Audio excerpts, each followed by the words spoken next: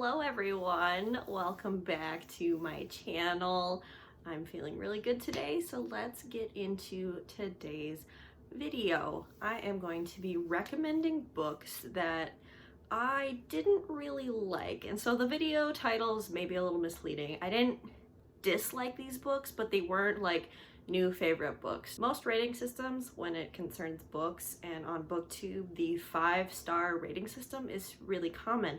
So I have also adopted that sort of rating system in my own reviews and on Goodreads and Storygraph and all that. In general, I talk about books that are the best, 5 stars, the ones that I highly recommend, you know, my new favorites, or you get the rant reviews that are like, these are the worst, and avoid these books at all costs. But I don't necessarily talk about books that are kind of in the middle.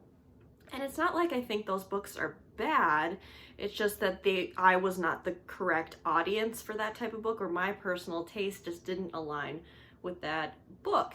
So these are all books that I recommend for other people, but I didn't particularly love them as much as other people do or would. So in this video, I'm gonna have 10 recommendations, and I'm gonna break down each book by things that I didn't like, so cons about each book, and then pros as to why I think other people should read it. So let's get into the first recommendation. Okay, so the first category of books that I'm going to talk about are all young adult books. If you are a young adult reader, these are my 3 recommendations for you. So the first one is The Sound of Stars by Alicia Dow. I gave this book 3 stars. This is about an alien invasion has taken place, and the Allori have completely taken over humanity and outlawed all forms of entertainment, art, music, movies,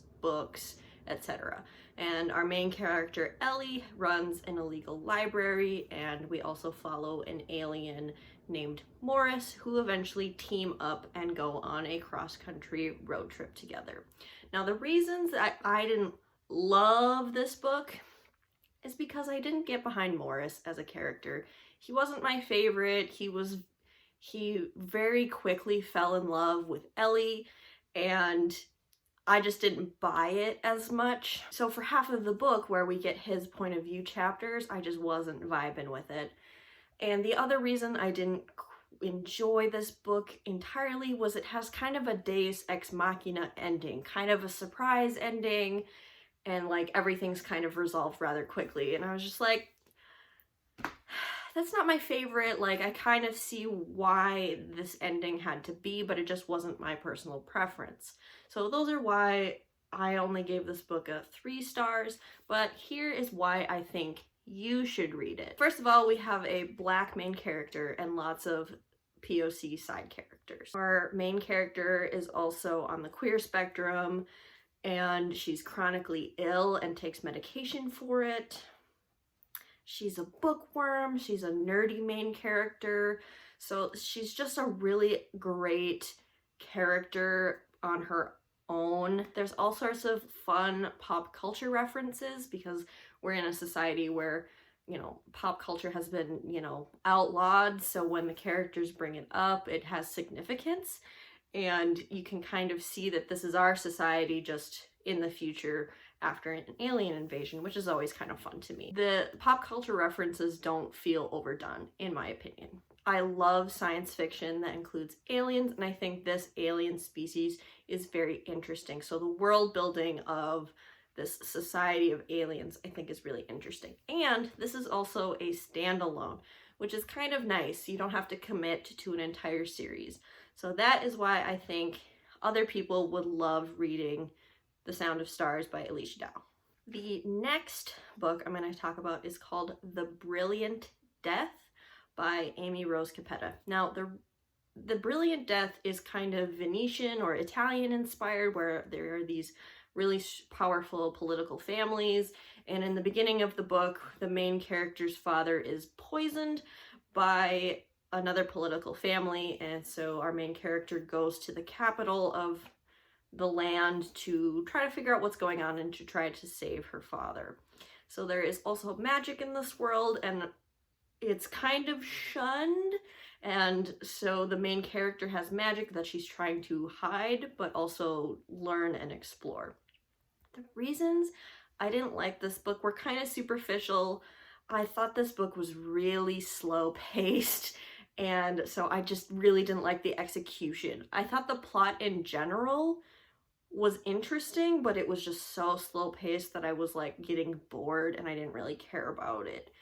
However, there are so many good things that this book contains that if you can get past that, I think you would enjoy this little series. First of all, it's a really cool magic system and has to do with shape-shifting.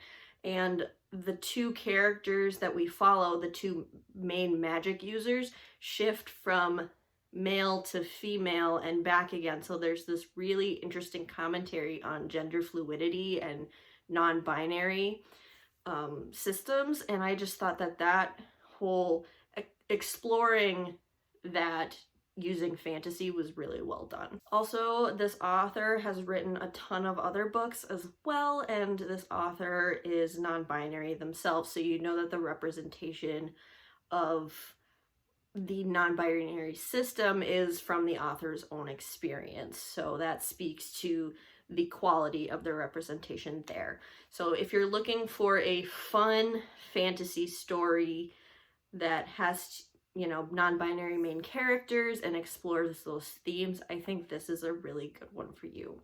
It just wasn't for me. The next young adult recommendation I have is Cemetery Boys by Aiden Thomas. Now this is Aiden Thomas's debut novel, which is very impressive. It shot up to the New York Times bestseller list. And this is about Yadriel, who is trans, and he is trying to convince his family that he should be doing brujo magic with the boys and the men of the family, and not bruja magic with the women. So Yadriel performs a ceremony and things go awry, and he accidentally summons the ghost of the school bad boy. So the two, Yadriel and the ghost, have to figure out how he died and kind of reverse the situation and rectify what is going on. And the reasons I didn't love this book is that for my personal taste, I'm not the biggest fan of urban fantasy, so fantasy set in our current world with like slight magical influence. I'm more of a high fantasy reader, which is like set in a completely different world, and the world building is a lot more extensive. So this one is kind of pulled back on the world building, but it hyper focuses on these characters. And I also found the ending quite predictable, so that was why I only gave this like a 3.5 stars. However, the characters in here are fabulous. I was ready to give this book a 5 out of 5 stars just for the characters, because the way that these two boys interact and their loyalty to each other is truly precious and lovely. Yadriel's cousin, Maritza, is also a fierce character, and the love that Yadriel and Maritza have for each other is lovely. And it also reminded me of when I was younger and had such a close relationship with some of my cousins. The romance in this book is adorable. Yadriel and Julian is the other character, are just so sweet with each other. Aiden Thomas, the author, is trans and uses he, they pronouns, so you know that the trans representation in this book is own voices. Another thing I will say is, while at the beginning Yadriel's family do not accept him and his transness, by the end of the book they do come around. So if you're, you know, looking for some positive acceptance of trans characters, this book does have that. And Yadriel's friends instantly accept him for who he is, which is great. So there is that positive acceptance of a trans main character, which is great. And of course, all of the characters are Latinx, so there is that whole culture represented as well. So I thought this book was great. I just didn't love the plot, and I found the ending was predictable And for my personal taste, I just don't like urban fantasy as much, but I understand how important and how good this book is for people who do like urban fantasy. So that is definitely a great recommendation if you're looking for an urban fantasy with a trans main character, and it's adorable. All right, the next category, I have one contemporary recommendation, and you know, if you've watched any of my other videos, that I don't really like contemporary, but I picked this one up because, you know, I thought I'd give it a try, and that is The Death of Vivek Oji. Now, everyone that I watched on BookTube was screaming about this book, which is kind of why I picked it up, thinking, well, if everyone likes it, maybe this one contemporary will work for me. And unfortunately, I just don't like contemporaries, but I think this book in particular is really important, and I do recommend it if you like hard-hitting contemporaries. So The Death of Vivek Oji opens with Vivek naked and his body in front of his mother's door, and the whole book we're kind of fast forwarding back and forth between the past and the present, trying to figure out what situation led up to the death of Vivek Oji. Again, I just don't like contemporaries. I just am not as engaged for some reason with contemporaries. I can do a contemporary romance, but when it's like a hard-hitting slice of life type book, I just don't find myself as engaged. Another thing is, since I wasn't as involved in the story, since I wasn't as connected, I was able to kind of think critically as I was reading it, and I was like, oh, I bet this book is gonna end this way, and it totally did. So since I predicted the ending, it didn't impact me as emotionally as I think it impacted other people. But it could be completely different for you. That's just for me. I predicted it. There's also incest in this book, which I didn't particularly like. You're supposed to maybe feel uncomfortable by it, but it's like really unsure if the author is like condoning it or what. So it's just kind of like this weird thing, and I think you're supposed to feel uncomfortable, but again, for my personal taste, I just didn't like that. The pros of reading this book is it again has to do with identity and Vivek exploring his queerness. This writing is beautiful. I have read other books by Akwaeke Emezi and absolutely fell in love with their writing. Akwaeke Emezi is a non-binary Nigerian author, and I absolutely love their writing. I think it's beautiful, and I think that lends itself to the themes and the sad topic that is discussed and explored in this book. We have, this isn't really a spoiler, I don't think. Vivek is a trans or non-binary person, and the tragedy of this book is that Vivek dies before he gets to discover who he is or to outwardly express who he truly is. And so if you're looking for something really sad and powerful, this is my recommendation. If you're looking for happy trans rep, Cemetery Boys, sad trans rep, Death of Vivek Oji. All right, now we got some adult books that are in like the fantasy sci-fi genre. And the first fantasy recommendation I have is The Priory of the Orange Tree by Samantha Shannon. I ended up giving this book 3 stars. It is a chonky beast. It's a standalone, and this is about a couple of kingdoms and dragons, and there's lots of points of view, and so we kind of see the East and the West and how their cultures differ and why they don't like each other. And there is a threat coming from, you know, a dragon being resurrected that's going to destroy the world. And so our characters from both continents and countries have to work together to prevent the end of the world, is kind of a really general overview. The things that I didn't like about this is that I ended up, since there were so many point of views, I ended up loving one point of view over the others. And in general, I prefer single point of view or limited point of view narratives. So again, this is just not my style. I wanted even more dragons and magic. The dragons, I feel like I just needed more. I wanted more of it. I wanted more exploration of the magic. And this was like a 900-page book, so I felt like there was time to do that, but it was more focused on the characters, I think. The other common criticism I've seen, and I also agree with, is the ending of this book is just like super rushed, and it just went by way too quickly. For how long this book is, the buildup is, incredibly slow, and it takes a long time to get there, and then the climax happens, and then it's done.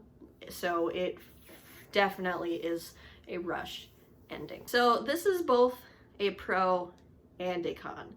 So the reason I didn't like it is because it's a standalone. And honestly, I thought it could have been a series. So if you're looking for a standalone, here's a standalone fantasy, which is kind of rare. But for me, as I was reading this, I was like, there were so many things that could have been expanded upon, and the book definitely could have been split up into multiple installments, in my opinion. So like, it's kind of a double-edged sword, and it's really up to you as the reader for what you prefer. The other pros of reading this book and why I recommend it is it's gay. There is a female-female romance that is to die for. I was so invested in the female-female romance. There's a lot of female characters that are different from each other, and I thought the way that the women were different was super interesting and well fleshed out. So it was nice to see a diverse cast of women in this book. I thought the juxtaposition of the cultures was also very interesting. The East versus the West, the world building there, I thought was really cool and really well done for the most part. And there's also lots of magic and alchemy in this book that is explored. I wanted more, but there is that element as well. So if you're looking for a queer fantasy standalone with dragons and magic, try The Priory of the Orange Tree. My next adult recommendation is The Deep by Rivers Solomon. This is a short novella about mermaids that are descended from pregnant African slaves that were thrown overboard as they were coming to America from Africa. So this is deep. Ooh, yikes, unsubscribe.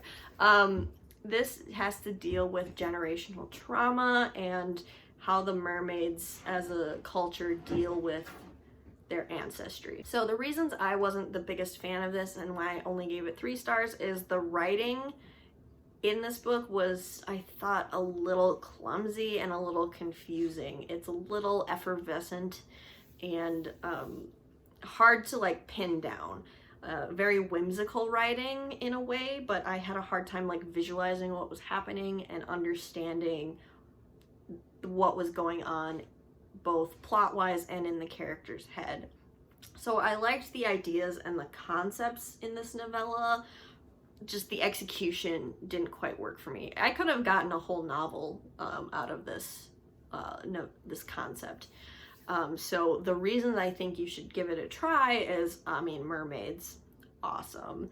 The theme of like generational trauma, I thought was explored really in an interesting way. This is gay. Our main character does end up with another woman, so a female-female romance kind of ensues. This is a short novella, so you can read it rather quickly. Everyone is black. Obviously, they're descended from African slaves, and there is magic in this novel, obviously, with like how the mermaids function as a society. I don't want to give it away what the magic is since it is so short, but I will say that there is magic involved. Also, this author is a Black autistic non-binary person, and I have read a couple of their other works as well and have been interested in what they are coming out with next. So if you want to support them as an author, I think this is a good place to start with their work. I'm not the hugest fan of their writing again, but I think their concepts are phenomenal. The last adult recommendation that I have is The 100,000 Kingdoms by N.K. Jemisin. Now, wait. You said you loved this book. Okay, pause. The reason I am I'm putting this in this video is because this first installment I only gave a 3 stars. The rest of the series I gave a 5-star and a 4-star to book 2 and 3. But I wasn't the biggest fan of book 1. I gave it a 3-star. So I thought it was good. I thought it was an interesting introduction into the series, but there were elements that I didn't love. So the reason was basically there are gods as characters walking around and interacting with our main character in this. And I just don't think focusing on gods as characters is super interesting. Their character struggles are kind of the same. In any story that I have read where there are gods as characters, their character arcs are kind of all the same. So I just didn't think it was particularly different from anything I'd read before. However, let me recommend the series as a whole and this book specifically. This is an adult fantasy series. N.K. Jemisin is my favorite author, so she pulls it off really well. This is an all-black cast. There are a lot of political schemings and backstabbing going on. This is a really interesting world, and I think if you're interested, start here and at least give this first book a try to see if the world is something you want to delve further into. Because in my opinion, book 2 was phenomenal. And I just think more people need to read N.K. Jemisin, period. So this is my recommendation. This is the only N.K. Jemisin book besides her short story collection that I gave 3 stars. Everything else she writes, I give a 4 or 5 stars to. So that is on the list as well. All right, we have some horror recommendations. Who is she? She reads horror too? Well, I try. Every once in a while, I will pick up a thriller or a horror novel, and I haven't found a horror novel that I have loved yet, but I'm still willing to give the genre a try here and there. I'm much more interested in thrillers in general. So the first recommendation for horror is Mexican Gothic by Silvia Moreno Garcia.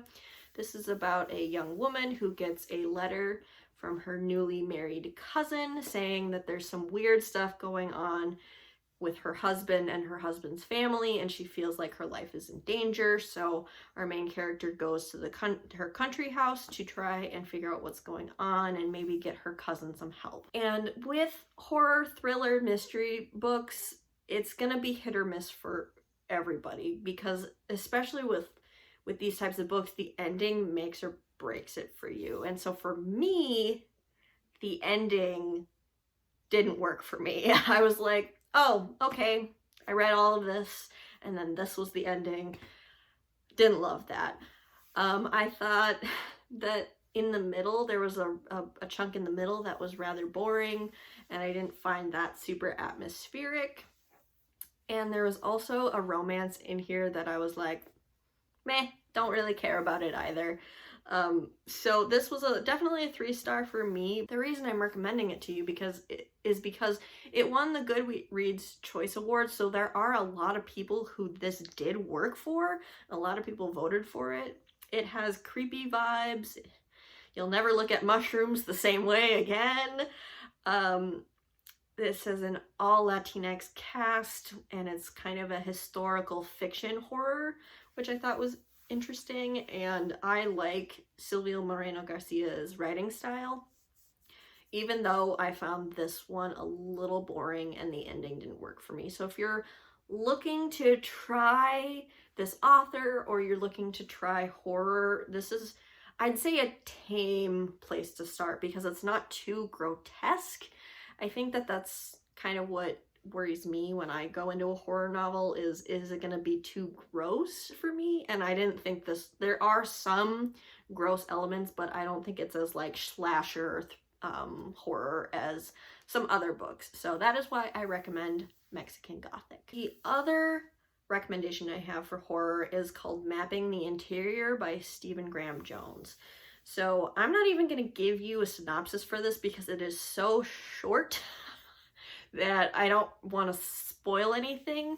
So let me tell you about the prose first for this one. So this is a short novella by an Indigenous American author who has written a ton of horror novels and novellas. This has a young Native main character. This is super creepy and it's got really creepy vibes and it's really strange. And so that's why I recommend it if you're looking for something short and creepy and weird. To me, it was too weird. I was looking for something different, and this was very different, but almost to the point of confusion for me. I was like, ooh, I don't know about this. This is really strange, but I think that this novella does do a lot with a little. So if you're looking to support Indigenous authors, Stephen Graham Jones, I think, is a great place to go if you're interested in the horror category. So that is my last horror recommendation. All right, the last recommendation I have in this video is, I guess I label it classic, only because it was written in the 90s. And that is Good Omens by Terry Pratchett and Neil Gaiman. Now, this book is very popular. And unfortunately for me, I only gave it 3 stars or 3.5 stars.